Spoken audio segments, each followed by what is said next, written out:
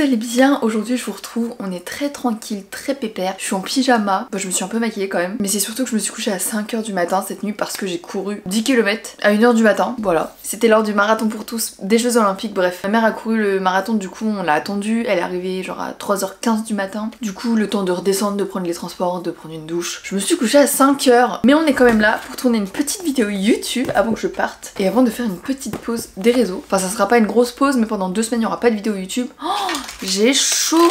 Il fait 32 degrés aujourd'hui. Demain il fait 36. Et là où je vais il fait 37. Bref. Aujourd'hui on se retrouve pour un update lecture parce que j'ai lu pas mal de trucs au printemps. Il faut absolument que je vous les montre pour être à jour dans mes updates lecture. Donc aujourd'hui je vous parle de mes 5 dernières lectures. Donc c'est parti. Je vais crever. Du coup si j'ai un peu la voix cassée, la voix un peu fatiguée, c'est normal. Tout d'abord j'ai lu J'aime de Camille Yolaine, publié chez les éditions Albin Michel. Dans cette histoire on va suivre une influenceuse très suivie qui s'appelle Lou, qui parle de mode, lifestyle et tout. Et de l'autre côté on va suivre Diane qui l'observe à distance, qui est une fan, mais elle l'observe peut-être un peu trop, tu vois. Jusqu'à ce qu'une relation complexe se noue entre les deux femmes dans l'inconscience du drame qui se prépare. Donc dans ce roman, Camille Yolaine livre un conte cruel sur les jeux d'influence en amitié et sur les réseaux sociaux, où l'admiration n'est que la face cachée de la jalousie. En fait Camille Yolaine c'est une instagrammeuse, et c'est d'ailleurs un des premiers points que je voulais aborder, c'est que quand j'ai accepté le livre, d'ailleurs il est dédicacé, il est trop chou. Quand j'ai vu que ça parlait d'influence, je me suis dit trop cool, bah encore une fois vous savez, hein, vous l'avez vu dans mon 7 jours 7 livres, je suis passionnée par l'influence, donc tout ce qui tourne autour, ça, voilà, j'ai envie de le lire. Sauf que je pensais que c'était une biographie, mais en fait pas du tout, et je sais pas où je pensais ça, parce que c'est pas du tout écrit, hein. Mais en fait, je sais pas, je me suis dit comme elle est influenceuse et tout, peut-être qu'elle doit parler de son parcours. En fait pas du tout, c'est une fiction, très sympa, hein, mais c'est juste que je m'attendais pas à ça. C'est une histoire qui montre les backstage de l'influence, ça prouve encore une fois que les influenceurs ne vous montrent que ce qu'ils veulent, mais aussi qu'il faut faire très attention à toutes les personnes que tu côtoies dans le milieu, en tout cas quand tu commences à devenir très célèbre j'imagine, parce qu'il y a des personnes qui peuvent être mal intentionnées et que en fait toute cette admiration c'est effectivement peut-être plus de la jalousie qu'autre chose. Je ne suis pas concernée par ce problème, je suis pas Squeezie, mais j'ai trouvé ça hyper intéressant comme livre, suivre le quotidien de cette influenceuse qui va à des événements, qui rencontre des fans, etc. J'ai trouvé ça trop intéressant. Honnêtement je pense que le seul petit bémol que je pourrais lui donner c'est que en fait j'étais tellement à fond dans l'histoire que j'aurais aimé que ça soit plus long. Du coup pour moi c'était un peu court, mais c'est une qualité comme un défaut, enfin une qualité parce que du coup ça veut dire que j'ai vraiment beaucoup aimé, mais un défaut, voilà, j'aurais juste voulu que ça soit plus long tellement j'ai bien aimé l'histoire. Comme c'était assez court, j'ai trouvé que ça allait pas forcément en profondeur, ou alors c'est juste parce que j'ai l'habitude de lire des romans plus longs, mais il fait même pas 200 pages, il fait 167 pages. Donc voilà, c'était une histoire sympa. Si vous aimez le monde de l'influence, ça pourrait vous intéresser. Après c'est une fiction, hein, c'est pas ce qu'elle a vécu. Enfin, on sait pas, peut-être qu'elle s'est inspirée de ce qu'elle a vécu. Donc voilà, ça reste un très bon roman, très contente de l'avoir découvert. Ensuite j'ai lu Five Survive de Holly Jackson, publié chez les éditions Casterman. Dans cette histoire, on va suivre Red et 5 de ses amis qui partent en van pour aller dans un camping, passer des vacances. Ils partent pendant la soirée et le seul truc c'est qu'ils sont surpris par des coups de feu déchirant la nuit juste avant que leur camping-car ne s'arrête. En gros il y a un mec qui se cache dans la forêt qui a snipé leur voiture, les pneus comme ça ils peuvent pas repartir. Il dit clairement je vous connais tous les 6, il y a un de vous qui a un secret. Si le secret est pas révélé avant l'arrivée du jour, je tue tout le monde. Ok. Pris au piège dans leur véhicule au milieu de nulle part, ils n'ont d'autre choix que de démasquer eux-mêmes le menteur. Sous la menace du tueur, la confiance entre les amis se défait à mesure que les heures défilent. Et donc la petite phrase d'accroche c'est 8 heures, 6 amis, seuls 5 survivront. Ah là là, cette histoire je l'ai trop aimée. Pour ceux qui connaissent pas Holly Jackson, c'est l'autrice de Meurtre mode d'emploi. C'est une duologie, enfin la suite va sortir d'ailleurs. C'est une saga qui est sortie chez Casterman toujours, qui a fait un buzz quand c'est sorti. C'est du thriller young adulte comme ici. Et j'avais trop aimé. En plus il y a une adaptation de la série de Netflix qui est sortie tout début août là, le 1er août. Donc j'ai regardé le premier ou le deuxième épisode, je me souviens plus. Et j'aimais beaucoup, mais bref, j'ai commencé autre chose entre temps, donc j'ai pas eu le temps de continuer. Mais du coup, quand j'ai reçu celui-là, j'étais trop impatiente de le lire parce que vraiment, Meurtre mode d'emploi, je l'avais adoré. Je me suis dit, là c'est sûr, je vais adorer quoi. Alors je vais commencer par dire que j'ai trouvé le début un poil long. En gros, la 4ème de couverture, tout ce que je viens de vous raconter là, ça met 150 pages à arriver, tu vois. Sauf que quand tu connais déjà le résumé, bah t'attends qu'il y ait le point de basculement assez vite, tu veux savoir ce qui va se passer ensuite. Sauf que là, ça a pris ouais, à peu près 150 pages pour se mettre en place. Après, il se passait pas rien, mais c'est juste que ouais, j'attendais ce point de basculement, tu vois. Donc dans ma tête, ça m'a apparu un peu long. Alors qu'en fait, il se passait quand même des trucs. Donc comme quoi parfois le résumé peut faire beaucoup. Mais bon voilà, ça m'a pas gâché ma lecture, mais c'est juste un point sur lequel je voulais préciser mon avis. Sinon c'est un livre qui est complètement addictif, je ne pouvais plus le lâcher. Et pourtant celui-là c'est une brique, hein. Il fait 500 pages. Je crois qu'à partir du coup de la deuxième moitié je pouvais plus le lâcher. Vraiment je l'ai dévoré. Les thrillers young adultes comme celui-ci ça fait partie de mes livres préférés parce que c'est du thriller mais c'est pas non plus des trucs hyper tordus. Pas trop adultes on va dire, tu vois. On reste des ados en fait. Il y avait quand même pas mal de personnages, il y en avait 6 donc j'ai pas forcément eu eu un gros coup de cœur sur une personne. Globalement ça allait, il y a juste une personne, bah tout le monde hein, je pense. Oliver, une tête à claque. J'avais envie de le foutre dehors, de le foutre des baffes. Je sais pas comment ils ont réussi à le supporter, mais insupportable. Je pense que j'ai quand même préféré Meurtre mode d'emploi, mais ça reste un super livre, un excellent thriller young adulte. Si vous aimez ça, si vous aimez Meurtre mode d'emploi ou tous les autres livres avec beaucoup de suspense, avec une intrigue, une enquête hyper bien aboutie, bah franchement c'est le livre qu'il vous faut. Évidemment je n'ai pas deviné la fin, mais après coup je me dis que j'aurais peut-être pu deviner si j'avais pris un peu de recul. Mais comme je vous l'ai dit, je l'ai tellement dévoré que j'ai pas pris de recul, et c'est dans ces moments là que tu vois pas le truc arriver. Donc voilà. Ensuite j'ai lu Les vrais amours de Taylor Jenkins Reid, publié chez les éditions Charleston. Cette histoire elle m'a trop hypée quand j'ai lu le résumé. Dans ce roman on va suivre Jessie, mais je vous en ai pas déjà parlé de ce livre? J'ai un gros doute. Ah bah non, je crois que dans mon dernier update lecture je vous en ai parlé mais pas du tout. Ok, bah je vous en parle alors. Dans cette histoire on va suivre Emma qui malheureusement va perdre son mari qui disparaît au cours d'un accident d'hélicoptère, et du coup tout son monde s'effondre. Évidemment elle est dévastée, elle va retourner dans la ville où elle a grandi, dans le Massachusetts pour essayer de se reconstruire, pour essayer d'aller mieux, d'être auprès de ses proches, etc. Petit à petit, elle va réussir à reprendre goût à la vie et elle va recroiser la route de Sam, qui est un ami d'enfance. Et à ses côtés, elle se ressent heureuse. En gros, elle revoit un peu le positif dans la vie. Elle entrevoit enfin la possibilité d'être à nouveau heureuse à ses côtés. Ils vont se fiancer, sauf que quelques jours après ça, son destin bascule parce qu'elle va recevoir un coup de fil qui dit Emma, c'est moi, Jessie, ton mari. Je suis vivant. Comment ça va? J'arrive. Ah, mais il y a encore un livre derrière moi.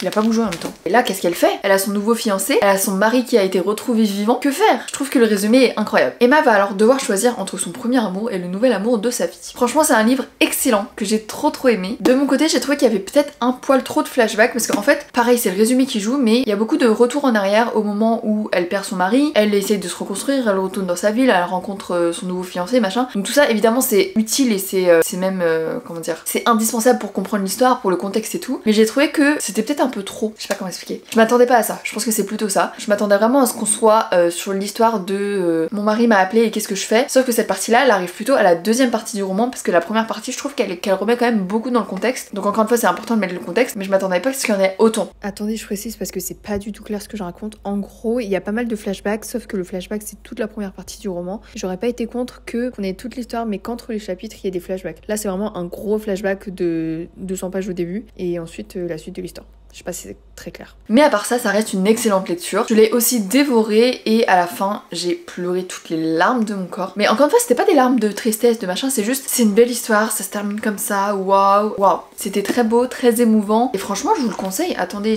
j'ai corné des pages, est-ce qu'il y a des belles citations? Dans la vie, les bonnes occasions n'attendent pas qu'on soit prêt. Parfois, elles se présentent juste avant, quand on y est presque. Et dans ces moments-là, on peut les laisser passer comme un bus qui n'est pas le nôtre, ou on peut se laisser embarquer. Je me suis donc laissée embarquer. C'est un beau livre quand même. Hein. Franchement, non, je vous le conseille. D'ailleurs, je crois que je l'ai pas précisé, mais l'autrice c'est celle qui a écrit Les 7 maris d'Evelyn Hugo, donc un livre qui a surcartonné. Ça existe ce mot? Je suis pas sûre. Donc c'est le deuxième roman que je lis de cette autrice que j'ai trop aimé. Et j'aimerais beaucoup découvrir ses autres romans, notamment Daisy Jones and the Six. Voilà, un roman que je vous conseille vraiment. Ensuite j'ai lu Les coquillages ne s'ouvrent qu'en été de Clara Hero, publié chez les éditions Hachette Roman. Dans cette histoire on va suivre Lena et Phoebe qui sont deux sœurs et qui passent leurs vacances d'été sur la côte basse comme tous les ans. D'un côté on a Lena qui ne rêve que de surf et de fêtes sur la plage, et de l'autre côté on a Phoebe qui est un peu plus renfermée sur elle-même. Elle vient de faire une première année de fac hyper compliquée, beaucoup de boulot et tout, donc c'est dur pour elle de redémarrer là. Les deux sœurs ne se parlent presque plus et leur famille est au bord de l'implosion. Mais cet été il y a Inaya, cette fille qui bouleverse toutes les certitudes d'Elena, et il y a aussi Isaac, le premier amour de Phoebe à qui elle a brisé le cœur l'été dernier. Il y a surtout ces choses que les deux sœurs ne se sont jamais dites. Ah là là, comme vous pouvez voir j'ai mis des petits post-it, mais c'était parce que j'ai fait une lecture commune sur ce roman au mois de juin avec vous sur le Discord, c'était incroyable. Ça faisait longtemps que j'avais pas fait de lecture commune, et même les seules que j'avais faites c'était sur des sagas entières, donc on n'a pas pu autant échanger au fil des chapitres et tout. Quand il y avait plusieurs tomes on parlait d'un tome en particulier, c'était pas aussi précis, mais là de pouvoir partager nos réactions et nos ressentis tous les 3-4 chapitres tous les jours, franchement c'était incroyable, et je veux trop refaire ça en septembre. Je vais organiser ça sur Instagram je pense, enfin Instagram et Discord. Je pense que je vous ferai choisir le livre sur Instagram, donc n'hésitez pas à me suivre là-bas si vous voulez participer avec nous, mais c'était trop cool. Meilleure chose de faire des lectures communes, je devrais en faire plus souvent. C'était le premier roman que je lisais de Clara Hero, et donc c'est le roman avec lequel j'ai découvert sa plume,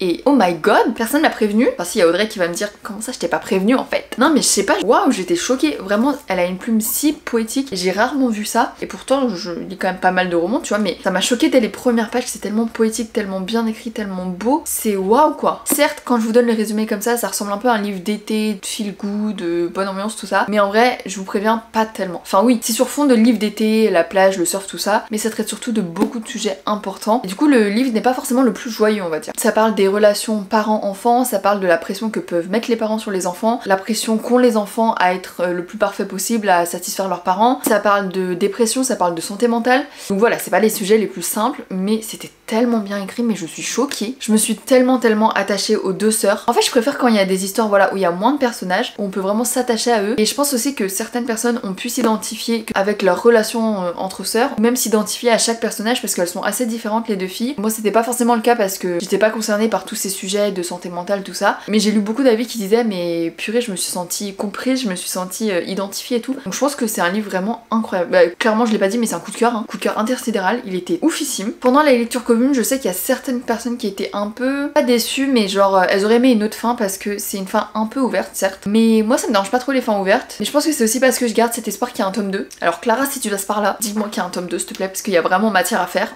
J'ai des pages cornées là aussi, mais c'est incroyable. Tu sais, je crois que t'as tort de penser qu'on ne peut jamais faire demi-tour. Je crois que c'est ce qu'on fait tous. On tente, on essaie, on se trompe. Parfois on tombe, puis on se relève. Parfois on blesse les gens sans le vouloir. Parfois on se blesse soi-même. Alors on guérit et on avance. Et parfois on recule et on revient sur nos pas. On retourne à l'endroit exact où on s'est trompé de chemin et on réessaye. Oh c'est beau. J'ai trop envie de lire maintenant ces deux autres romans, donc L'effet boule de neige et son premier, j'ai plus le nom en tête. Mais c'est sûr je vais les lire prochainement. Il faut que je me les procure déjà, je les ai pas. Mais ouais, incroyable ici. Et pour terminer, je vais vous parler de If He Had Been With Me de Laura Nolwyn, publié chez les éditions Pocket Jeunesse. Dans cette histoire, on va suivre Autumn et Finn qui se connaissent depuis leur naissance. Ils ont toujours été inséparables, mais quelque chose a changé qui font qu'ils sont plus tant amis. Aujourd'hui, ils font de leur mieux pour s'ignorer. Autumn sort avec son petit ami Jenny et traîne avec sa bande. Et de son côté, Finn est devenu le mec populaire que tout le monde veut fréquenter. Pourtant, Autumn a toujours un pansement au cœur à chaque fois qu'elle croise Finn. Les choses auraient pu être différentes, si seulement. Là, clairement, on est sur la petite déception de cette vidéo. Je pense que je suis vraiment passée à côté. J'ai pas été touchée. Et je pense que ce qui joue beaucoup, c'est que j'ai pas adhéré à la plume qui était très crue, très... Je sais pas comment expliquer. Pas crue dans le sens où c'était vulgaire et tout, mais très des petites phrases comme si on parlait à l'oral, très simple, sans vraiment aller dans les détails, sans aller dans la profondeur. Je sais pas si c'est un problème de traduction, je sais pas si c'était écrit comme ça en anglais, mais j'ai pas du tout accroché. Je me suis sentie un peu en retrait, pas vraiment impliquée dans l'histoire en fait, je sais pas comment expliquer. Et puis surtout lire ce roman après avoir lu du Clara Hero où la plume est tellement poétique, j'avoue que ça m'a fait un peu une douche froide, donc c'était vraiment deux salles, deux ambiances. Malheureusement, j'ai pas trop réussi à m'attacher au personnage, c'était assez en surface. Après, à partir d'un moment, je l'ai lu un peu en diagonale, je l'ai lu très rapidement juste histoire de savoir ce qui se passait à la fin. C'est aussi peut-être ça qui a joué que je me suis pas forcément attachée, tu vois, mais je sentais pas le truc. Tout le monde disait il faut prévoir les mouchoirs, ce livre va te faire pleurer, etc. Oui, la fin est choquante, mais malheureusement, je l'avais vu venir. C'est ce genre de livre où je l'ai lu tellement en surface que bah du coup j'ai eu le temps de prendre du recul et de me dire voilà, qu'est-ce qui peut arriver, ça, et c'est ce qui s'est passé. J'ai imaginé un scénario et c'est ce qui s'est passé, donc oui c'est choquant, mais comme j'étais pas du tout dedans, ça m'a pas tant choqué en fait. Comme quoi, je m'améliore à deviner les fins, donc je deviens de plus en plus forte. Je pense surtout qu'il y a certains scénarios qui reviennent plutôt régulièrement, même s'il y a toujours des twists, mais là je l'avais vu venir. Donc voilà, c'est pas un roman que j'ai plus aimé que ça. Vous pouvez le lire pour vous faire vos propres avis, parce qu'il y a quand même des gros coups de cœur sur ce roman, mais je l'ai pas senti. C'était pas trop mon truc, petite déception. Pourtant ça a été un phénomène. Alors encore une fois, ça se trouve c'est un problème de traduction, mais je suis pas sûre parce que elle aurait pas changé toute la manière d'écrire, tu vois. Donc je sais pas, j'ai pas été plus accrochée que ça, voilà, petite déception. Déception oui et non d'ailleurs, parce que j'avais vu avant de le lire quelques avis mitigés, dont celui d'Audrey qui disait pareil, bah comme moi en fait, qu'elle avait pas trop accroché. Donc j'avais un peu redescendu mes attentes, mais quand même. Donc voilà, c'est tout pour cette vidéo, j'espère qu'elle vous aura plu. N'hésitez pas à me dire dans les commentaires si vous en avez lu certains, si vous ont plu. N'hésitez pas à me rejoindre sur Instagram pour la prochaine lecture commune que je vais organiser au mois de septembre. Et je vous souhaite de passer un bon mois d'août, enfin sur la fin en tout cas, pour les 2 prochaines semaines. Je reste connectée sur les réseaux, Instagram, TikTok notamment. Je disparais pas complètement, donc n'hésitez pas à me suivre là-bas. Et on se retrouve à la rentrée sur YouTube. Je pense que cette pause ça va me faire un peu du bien quand même. Gros bisous!